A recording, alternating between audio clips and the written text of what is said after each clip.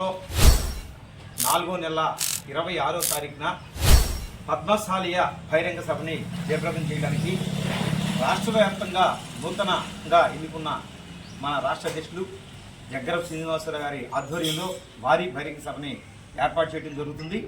ఈ సభకి ఈ రాష్ట్రంలో ఉన్న పద్మశాలీలు అందరూ కూడా నడుము కట్టుకొని ఇది మనది అని కూడా బయలుదేరాల్సిన అవసరం ఉంది. ఒక్కసారి ఆలోచించండి, మన తాతల తండ్రులు కానించి ఒక్క బహిరంగ సభ లేదు.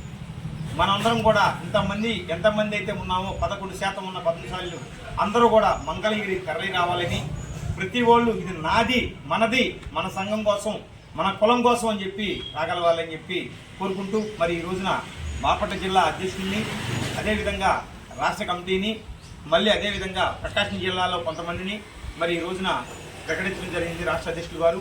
మరి మేము ఒకటే చెప్తున్నాం, ఆంధ్రప్రదేశ్ పద్మశాలి సంఘం ఏవైతే ఉన్నాయో సంఘాలు ఎన్నైతే ఉన్నాయో సంఘాలు అవన్నీ కూడా కలుపు కట్టుకొని ఇక్కడికి రావాల్సిందిగా కోరుతున్నాం.